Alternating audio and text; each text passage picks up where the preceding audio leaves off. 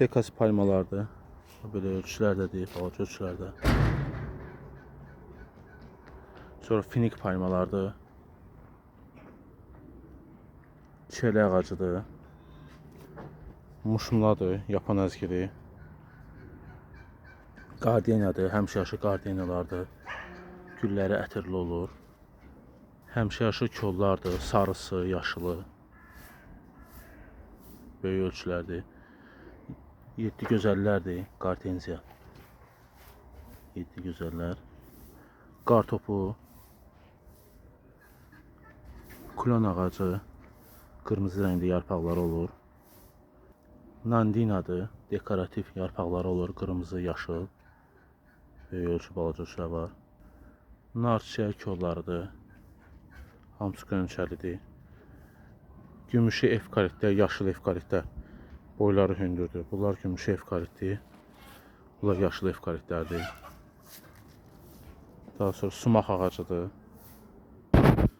Mətbəxdə istifadə edilen sumaqın ağacları. Pixtalardır, təbii yolka ağacları. Vegleriyadır, alma gülləri. Qəşəng dekorativ gülləri olur. Boyları hündürdür.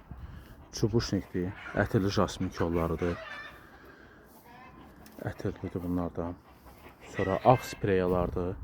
Böyük ölçülərdə də ağ spreyalar qiymətləri münasibdir. Bu qırmızı spreyalar. Yaponda deyirlər bunlara.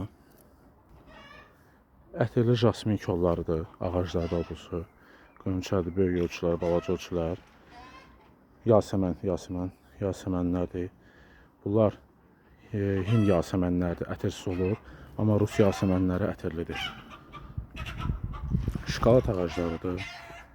Qiymətləri münasib, boyları hündür. Sarı jasmin kollarıdır.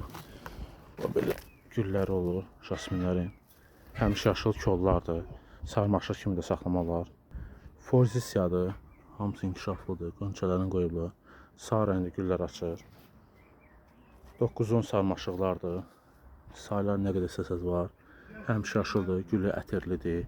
Qışda da gül açır. Tulpan maqnoliyalardır. Belə tulpan maqnoliyalardır. Dekorativ gülləri olur. Bunlar həmişəyaşıl deyil, amma ağ maqnoliyalar həmişəyaşıldır. Ağ maqnoliyaların balacaları da var, böyükləri də var. Belə böyük ölçülər də var.